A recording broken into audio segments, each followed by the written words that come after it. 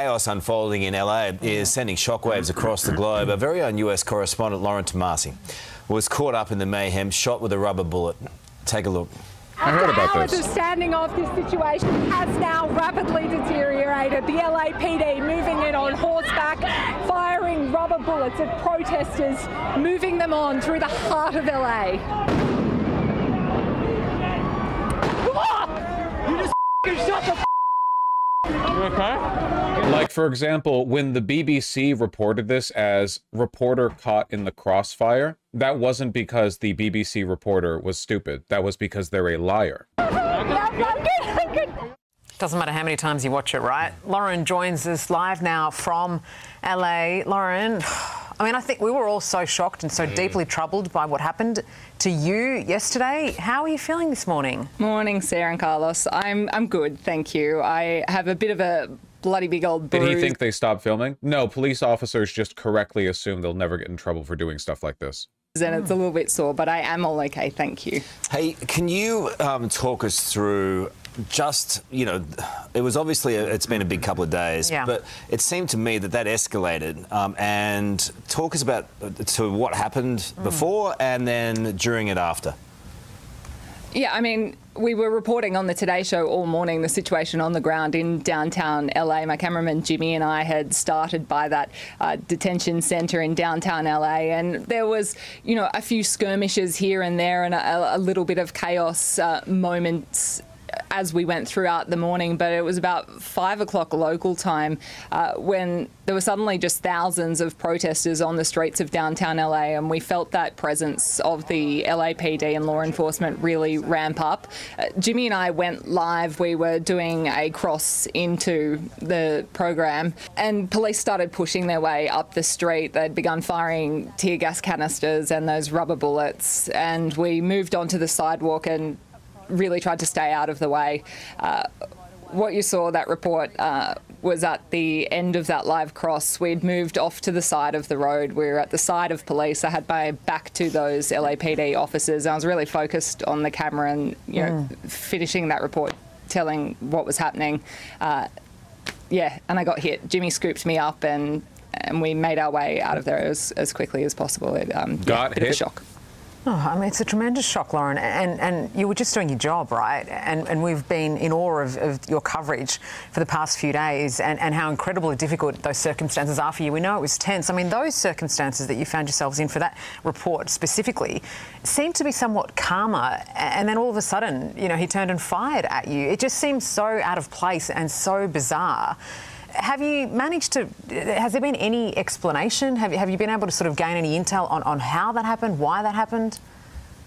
No, I mean, where we were standing, it felt like things had calmed down a little bit after that big, you know, chaos of moving up the street, and we'd found a moment where police were still standing off there, but you know, it had calmed for a moment. The police were standing still, and that is why we stepped off to the side. We weren't in a group of protesters or anything. We were with other media. I think you can see a cameraman walk behind me in the middle of that shot. So, look, we were doing our best to report what was happening from the scene in the safest way we possibly could. And Jimmy and I were listening to everything the LAPD had been saying to us. But also, you're balancing a lot there, and you've also got protesters who are furious with you. Who? I have not seen anybody. I have not seen any lefties on Twitter. Who? What? Sorry, this guy's shock collar activated. It's time for more consent manufacturing. And for the most part, over the last couple of days, I've seen you in every circumstance be calm and talk to these people. You've also been fearlessly unbiased. So that's reporting both sides of it. And then out of the blue, you get lined up. Yeah. So the reason why he's saying this is because he doesn't want to be accused of anti-police bias. Is that how, I mean, you're loath to, I know you, you're loath to be part of this story. But in a way you are, and it's going to have reaction and ramifications across America. That's how bad. He's saying, listen, you know our job is to cover the police favorably. But unfortunately, as a consequence of what the police did to you, this looks pretty bad for the police. The situation is in LA right now. Look, I feel embarrassed, quite frankly. I really don't want to be the story as... And she picks up on the messaging there. Yes, no, I get it. This was all unintentional. A journalist getting fired at by police for literally no reason, caught on video, the sadism of the police with no excuse. This isn't my job. My job is to sit there and dispassionately cover things in a neutral way that actually, you know, reflects positively for the police. I didn't mean to reveal unintentionally anything sinister about the police. Part of this, we were just on the ground trying to do our job. I was there, you know, Jimmy and I were doing our best to bring to Australia what is unfolding on the streets of LA. And why is an Australian news agency concerned with the optics of criticizing American police? Buddy, they're all on the same team. It's a really unfortunate thing that has happened, and I think, you know, as a journalist, we want to be there telling the story. I think, you know, it's a really crappy thing that's happened, but I really don't want to be the story here. It is. So don't focus on it, guys. Don't focus on it. I know that like a bunch of international attention's been drawn to this obvious instance of police brutality, from which the only possible conclusion is a condemnation of the behavior of the LAPD, but I didn't go there to condemn the LAPD. That would be, in fact, the opposite of my job. So please, just move on past it. Don't think about it too much. Don't worry about it too much, okay? Come on, guys. This isn't my job. As a journalist, my job is not, in fact, there to show you. I'm not going there to show you the truth. You're not getting an insight into the dark heart of the behavior of the police at these protests. Move on. You know, a really chaotic situation that's unfolding in Los Angeles. I mean, Lauren, the chaos that's unfolding. Neutral language. Well, not even neutral. Nobody talks like this unless they're talking about the behavior of the protesters. got so much grace, and as Carl said, we know that about you, and none of us ever want to be the story. You want to be reporting on the facts and what's unfolding in front of you, and you do that so well, and you've brought that to our audiences. If you don't think, by the way, that this isn't a massive psyop, can you explain to me why they're talking like this? Under what circumstances would a reporter getting shot by the police for no reason be covered with like, hey, listen, we know you're normally a really good reporter. Normally stuff like this doesn't happen to you. Does anyone have any non-conspiratorial explanation for this? Because there is none. You do not hate the regime enough, man. Said for days now, and we take our hats off to you because you've been doing an incredible job. And yeah, just the way that officer turned and pointed at you and targeted you with your back to him. I mean, it's unforgivable. And we really feel for you. Okay, letting a little through. Okay. And, you know, we thank you for your grace, frankly. Lauren, you're going to be part of this story now ongoing. Do you have any reservations? I mean... Reservations? She got shot. What the f*** are you talking about, man? What the f***? Such weird, evil, alien corporate media shit. You're all co-workers. She should come on here and these two should be like, Cole, blimey, that guy shot you. Are you all right? That looked awful. I don't know. That was close enough to an Australian accent. That like they should, this like weird, like hushed whispers. Normally this doesn't happen. This sort of thing isn't supposed to happen. That's British. I don't care. And I think that it's so important that, you know, journalists are out there doing our job, and we've got to keep on doing that. It's, you know, no journalist wants to be the story, and certainly I... Well, I must have, my definition of journalism must be different. I'm sorry, I guess I'm working off of some obsolete definition. I'm so sorry for getting shot by the police, you know? Famously, in history, journalists have never made big stories out of their involvement in police brutality or government corruption or impropriety. That's just normally, listen, okay? The reporter should stay out of the story. That's what reporting is, after all. I hope that, you know, we can move on from that and, you know, focus what is... Move on from the story? Literally, like, Jesus Christ. Like, there's like a big flashing sign in the studio saying, remember your jobs. Absolutely psycho. And let's just, yeah, the totally normal thing to agree upon after something like this happens. And we all agree to move on. Let's just move on and put this behind us. It's just, doesn't it fill you with like sadness and rage? So many people are being radicalized off the video of her being shot, but they basically dragged her here at gunpoint and said, you know your job. You know who you serve. Now apologize. Apologize for making the nice police officer look bad. And she did. And she is. Is unfolding, you know, throughout America. Do we know the political leaning of this outlet? Capitalist. It's a really tense situation at the moment. The sense on the ground is so tense. And, you know, I just want to move on, and I will get back out there and keep on reporting it. All right, good on you, Lauren. It's good to talk to you. And yeah.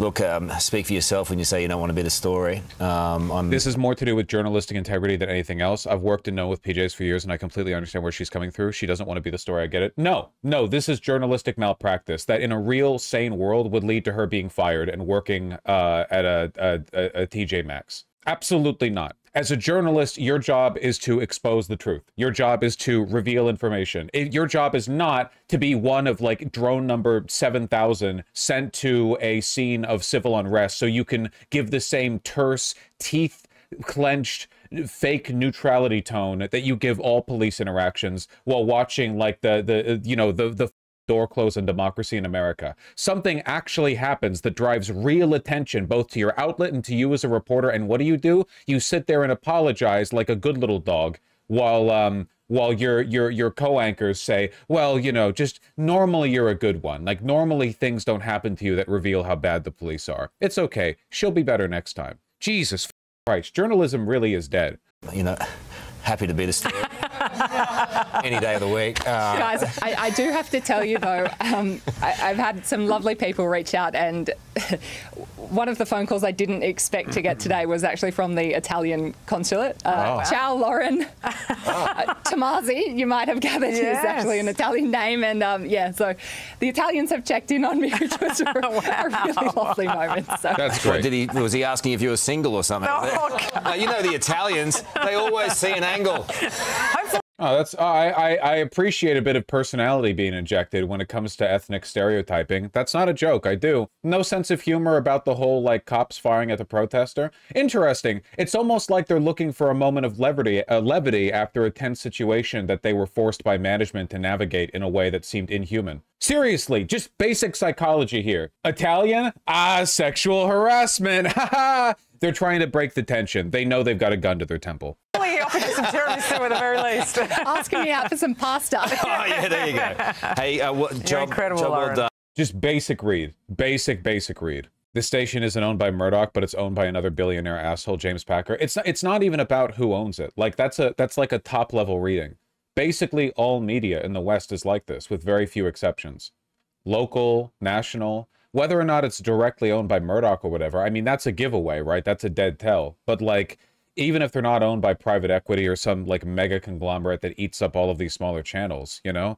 They toe the line. And the reason they toe the line, and I bet you this, okay? You know why? Because every local and national news station has contacts within the police that they use to short track their work. How much easier is it to get the inside scoop when you know the police chief and the police union and they're on favorable terms with you, okay? So you cover the police favorably, they make your job easier. If you're a reporter from some news rag that doesn't treat the police very nicely, you think they're gonna open up to you? How many times have you seen an in-depth police statement on The Intercept? Zero. You hear leaked statements and you hear, confidentiality maintained to protect the people speaking to me statements. You don't hear official statements. Why? Who the f would talk with The Intercept? The police hate them. Why wouldn't they? Other sides of the fence. So laziness? In a lot of cases, yeah, it literally did start with laziness. Now, a lot of it is like institutional capture, and I'm not joking here, yes, in a lot of cases, it has been laziness. Back in the days when not everyone had a cell phone and you couldn't easily live stream every single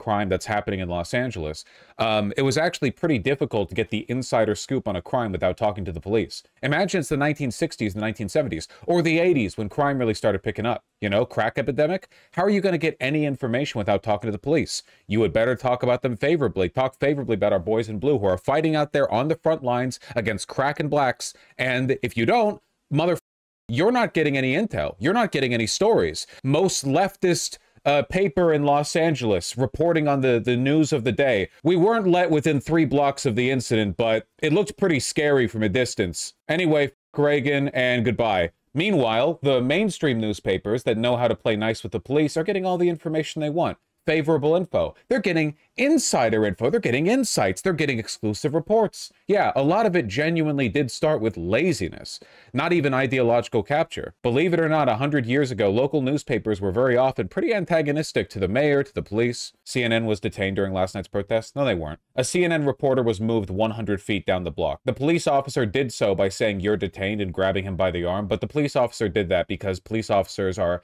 gay and lonely and like human contact. It wasn't to crack crack down on media. That being said, the police do often crack down on the press because they know they can without, like, facing any consequences. Hence, you know. By the way, keep an ear out for any consequences against the officer who fired at her. Hold your breath for it. I'm sure that'll play out well for you. Meanwhile, look at the comment section, filled with people who are genuinely angry on behalf of the woman who was told at gunpoint to grit her teeth, smile, and play nice for the cameras. Imagine what this cop does when the cameras aren't around. He literally looked, aimed, and fired at her while her back was turned. Absolutely shameful. He made a deliberate decision to shoot her. That officer intentionally shot at this reporter. If you watch the cop who shot her, it was absolutely on purpose, not accidental. He aimed right at her and fired. Absolute outrage. As an American, I'd like to say I'm really sorry. Oh, don't apologize. This is really embarrassing for her. As a journalist, her job isn't to cover any news or whatever, okay? Her job is to promote the interests of the regime, all right? This is very embarrassing for her. So do you think the news is becoming so openly corrupt that people can see through it? No. What the hell is going on with the campaign ads on YouTube? Am I out of the loop? There's tons of ads for Trump's agenda. Well, Google has contributed to Trump's inauguration fund. They didn't in 2016. So, you know, you can expect a lot of... Wouldn't be surprising to me if eventually the Trump administration starts getting discounts for the ads they run. People are firing rubber bullets. No, a CNN correspondent on the scene is picking up the remains of police less lethal ammunition and saying that they were explosives the crowd threw into the police. So just lying? Yes. Past a point, you have to acknowledge what it is. They know they're lying. They are paid to lie. It is literally state propaganda. They do it everywhere else. Why wouldn't they do it here? This one's pretty bad, though. The particularly egregious to, like, just look at the evidence of, like... I'm going to give you another second. I'm going to give you another second to catch your breath, or stay with us. But what are those? A second to catch your breath. John Miller. Those are foam ammunition. Dusk. Somebody has to know what they actually are, though. This is often. They're 40mm rubber rounds. The blue one, but what are the smaller ones? I think it's just like the bottom of that thing. It's going to become the issue for law enforcement. What? What do you think is happening right now? Well, they've done a very good job of. Where the? Okay, I don't know why this is a live stream clip. I didn't realize I was looking at a live stream clip. Cinemarxism, Brett, thank you. CNN is pretty dumb, but this is bad. The reporters are given the objective when they are sent out to lie to cover the police favorably. If anything, the frustrating thing is the fact that, like, unlike the, you know, big conspiracy books or whatever, it's not some nefarious, you know, well-coordinated, orchestrated plan or anything. It's just stupid, you know, on every level. It's like an insult.